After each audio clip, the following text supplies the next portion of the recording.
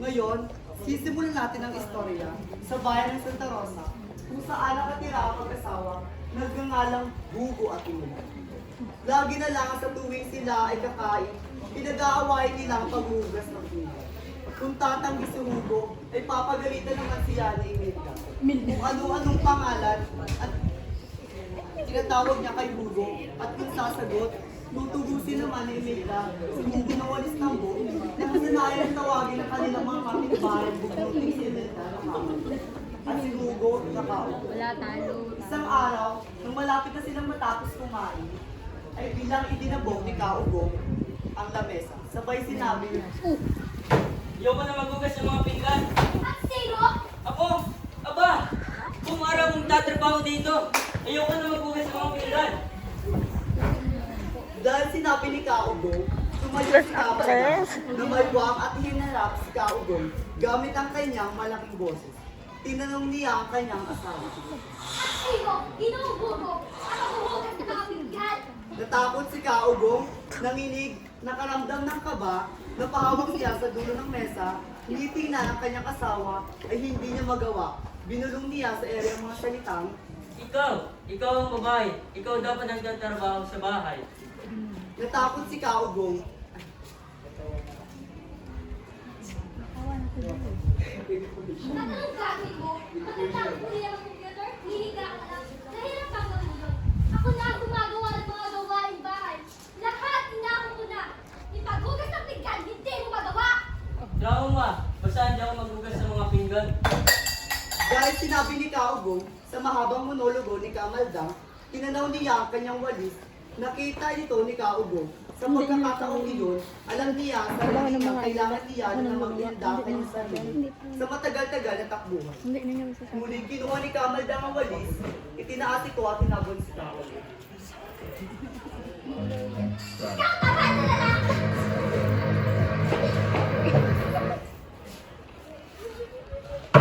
Ikaw tamad na lalaki! Dahil huwag mo nga bulusin. Pansa niyan, pakilala mo ang iyong pagkalalaki. Hindi ang parang ang hinginawiyaw sa ilalim ng mesa.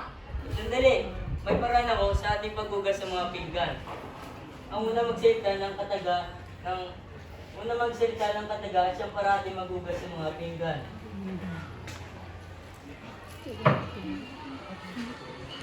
Ang sabi ni Kaugo na nakatago pa rin sa ilalim ng mesa.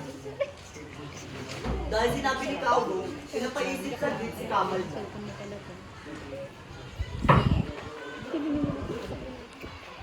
Pansa ko na diyan at ipakilala mo ang iyong pagkalalaki. Hindi ang parang ang hinginawiyaw sa ilalim ng mesa. Sabihin mo nang iyong walis. Sige, wala na. Lumabas mula sa ilalim ng mesa si Kaugo. Nung makita niya ang kanyang asawa na may hawak na walis sa kanyang likuran, Bakit ka ay may gan- nag-umpisa na naman itong makaramdam ng Kami kay Megan. Alam ba? Kay maingay. Upo! gamit ang walis, tinuro ni Kamaldang ang upuan at doon naman takot na takot tumupo si Kaugo. Ano yung sasabihin? Ang una magsalita, ang parati maghugas ng mga pinggan. Ganun lang? Oo, ganun lang. Ako naman si Tan na magbubugas palagi Palagi, ng mga pinggan, ng mga pinggan, pati mga palayok, pati mga palayo, pati mga malalaking kawali, pati mga laking kawali. pati mga mantikang Tupperware. Tupperware? Panandalian na nahimik si Kaugo, nagdalawang isip bigla sa kasalubuan. Huwag eh. O ano, hindi mo kaya. Hindi, kaya ko. Ganito kung sino man ang magsalita ng kataga sa akin, kanino man o sino man, ay siya parati maghugas ng mga pinggan. Yung puso, pagod na. Madali yan. Naisasara ko ang aking bibig kahit sa ito. Ikaw! Nagdidila pa. Sila'y kapwa tumahimik, nagtitigan sila sa harapan ng mesa, may di pa nahugas ang mga libre, baso at pusa. Ayaw nila iwanan ang isa't isa sa takot na baka magsalita ang isa man sa kanila. Nagtitigan lamang sila, di nagtagal, ngumiyaw ang pusa na tila naghahanap ng pagkain.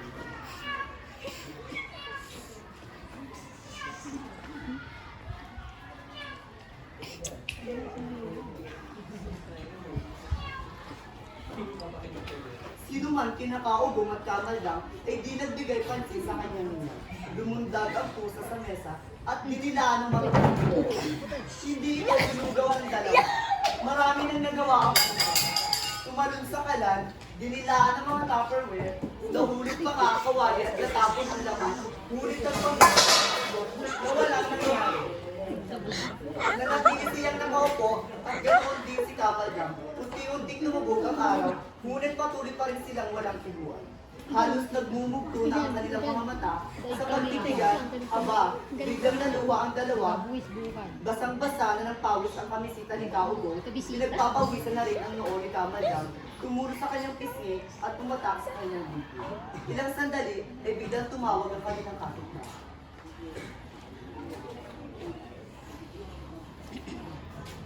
Sa pinto. Maring Maday, tao po! Woohoo! Uy, ang ganda. Kaugo? Hindi rin sumagot si Kaugo. Makikilaba ulit ako ha!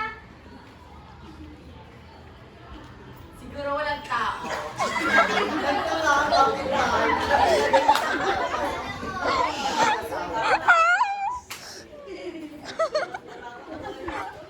Sinamahan ng tingin ni Kamaldang si Kaugo dahil siya ang huling pumasok sa bahay. Tinatanggi naman ito ni Kaugo.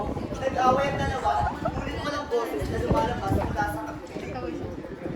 Dati natin naman ay sumasama sa ito, lalabas sila ng bahay. Ah, dito na lang ako maglalaba. Aayusin ko na lang pag-alis ko. Pumasok ang kapitbahay sa loob ng bahay ng mag-asawang Kaugong at Kamaldang. Nang siya ay tuluyang makapasok, nagtaka siya sa kanyang nakita. Sina Kaugong at Kamaldang na para bang mga estatwa na hindi gumagalaw at magkatigan lamang sa harap ng lamesang puno pa ng mga plato. Nilambitan ng kapitbahay ang dalawa at nagpalipat-lipat ang tingin nito sa dalawa. Andito lang pala kayo. Di niyo ba ako naririnig kanina? Hindi gumalaw o nagsalita ang dalawa. Anong nangyari sa inyo?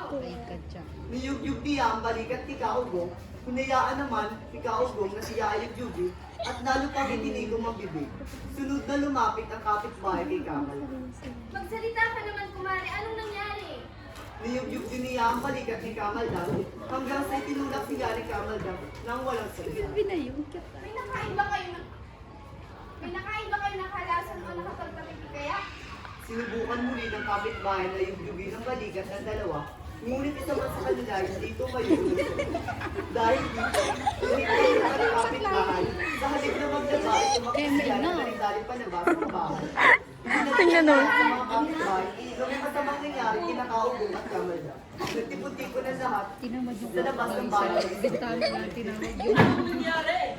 Makikilaba lang sana ako dito kinakamala. Pagdating ko, ayan na, nakita na. Delikado tayo dyan, pare. Alam na, ako. Ano na tayo mapunta ng tabungan yan mamayang gabi.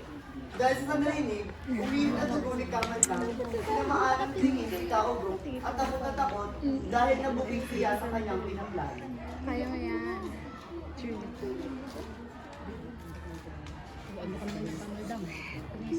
Ano ka naman dyan, Kamaldang? Sasabihan mo naman kang masawa mo. Gusto lang naman ay maging malaya sa buhay. Tapos, naandar mo masyado. Buti pa kami ni pare kung pare, chill lang.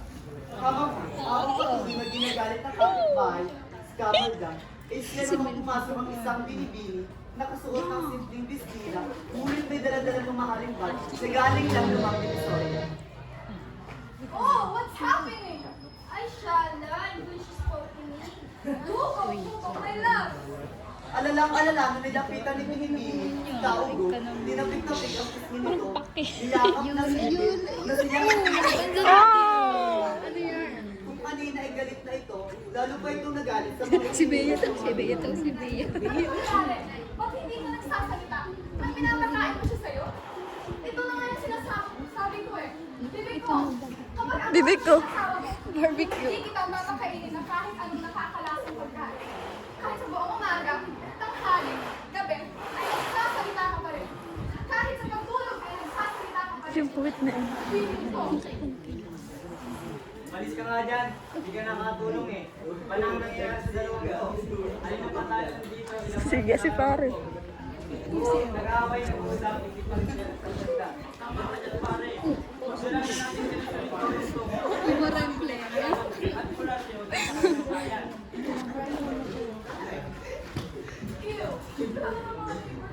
Let's call the ambulance na lang. Tatalam. Kinuha ng binibini ang kanyang cellphone sa minamang mo. Tatawag na sana siya sa ospital nang biglang hablutin ng kapitbahay ang cellphone ng binibini. Cellphone? At tinapon Oh! Ang mahal-mahal nun eh! May iPhone! Kinuha muli ng kapitbahay ang cellphone at binigay English ito ba sa eh? binibini. Case, kaya pala mo naman. O ayan, saksak mo sa bag ang kung dual SIM. Kahit anong pagsigap ng lahat para Taray! mag-asawa, eh wala pa rin nangyayari. Binalaan ni Kamadang si Kaugong at pagkaraing pumikit, batid ni Kaugong na pumikit si Kamadang upang maiwasan ng mga kapitbahay kung kaya ipinikit din niya ang kanyang mga mata. Walang mangyayari dito kung tutunga nga lang tayo. Mabuti pa itawagin ko na ang albularyo.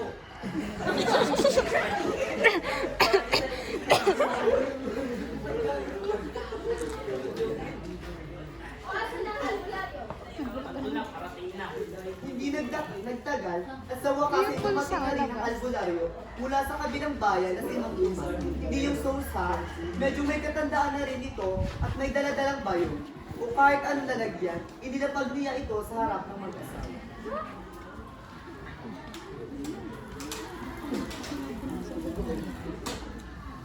Simaw!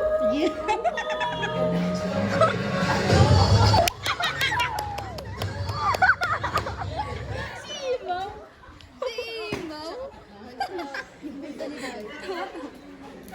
Simaw! Oo. Yun.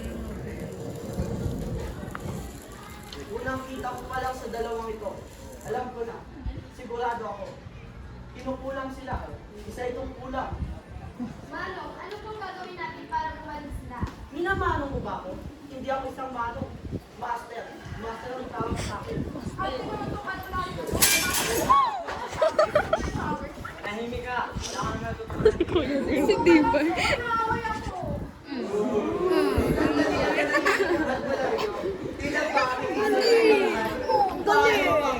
Hindi, Ashley pa rin. Kailan para lahat ay magulat?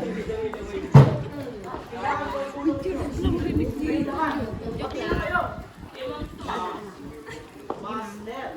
Eh, Master, ano kailangan natin gawin para mapagaling sila? Ganito. Ang lahat ng gagawin ko ay gagayahin nyo. Gagayahin nyo lang ha.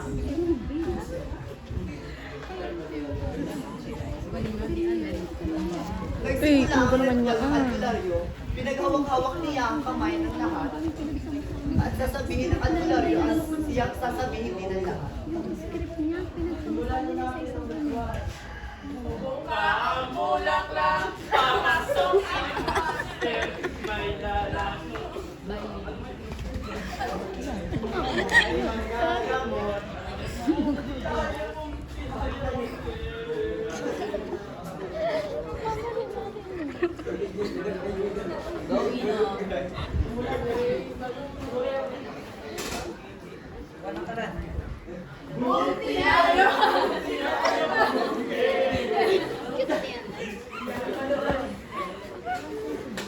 Sino yun? Yung may nakaano-ano? Yung ano nila, jokes na lang. Eh, wala pa rin nangyari, kinakaubing at lamang. Napagod na lahat-lahat ng albularyo. Ngunit sadyang malakas talaga ang sumanib sa espiritu sa mag-asawa. Yung espiritu, ng espiritu. Tagal-tagal ang ginawa natin. Wala pa rin nangyari. Ate yan, ito kasi pa bang magkakaitan sila?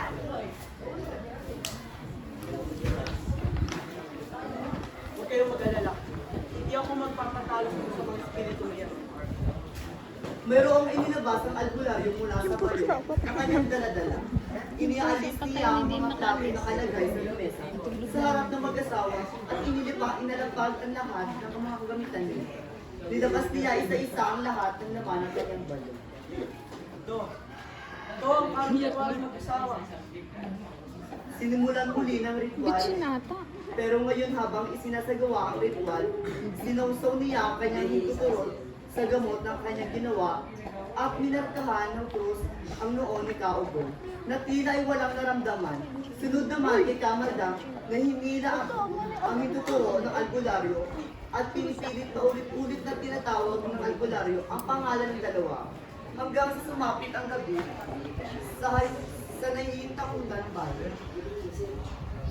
Hindi ito maganda. Gabi na ang kinuha ko nila. Maaaring lumipas sa kahit sino ng sopa. Kung hindi natin ito masosolusyonan na galit na pala. Muling tinawag ng albularyo ang mag-asawa. Sa umpisa ay mahina, hanggang sa lumakas ito, palakas ng palakas ng palakas. Ngunit wala pa rin nangyari. Madam! Madam! Hindi maiwasan ng mga kapitbahay na mabigla sa sinabi ng albularyo. Tinanong pa ito kung nagbibiro lang ba, ngunit desidido talaga ito sa kanyang sinabi. Kaagad niyang iniutos sa mga kapitbahay na gumawa ng ataol bago kumalat ang pula. Hindi nagtagal ay natapos ang dalawang ataol. Tila wala na tayong marami. Sa aking pakiwari ay tuluyan ang iniwan ng kanilang spirito ang katawang buhay. Ang magagawa na lang natin para maiwasang kumalat ang lupa ay inilito. Ginuhat ng mga kapitbahay si Kaugong at Kamaldang. Damang sa mga nangyari. Hindi siya natatakot na mailibing lalabas siya sa hukay. Pagkaalis ng mga kapitbahay, aba, at tuwang-tuwa pa nga si Kaugong sa mga mangyari. Iniisip niya na ang takot sa mukha ng kanyang mga kapitbahay sa oras na makita nila siya na bumalik mula sa libing. Mga walang hiya! Mga pakalamera! Magsinayas kayo! Layas! Aha! Nagsalita ka. May kasundo kami na ang unang magsalita ay siyang parating maghugas ng mga pinggan. Walang hiya ka! Walang hiya ka! Lalo pang nagalit si Kamaldang sa inasal ng kanyang asawa.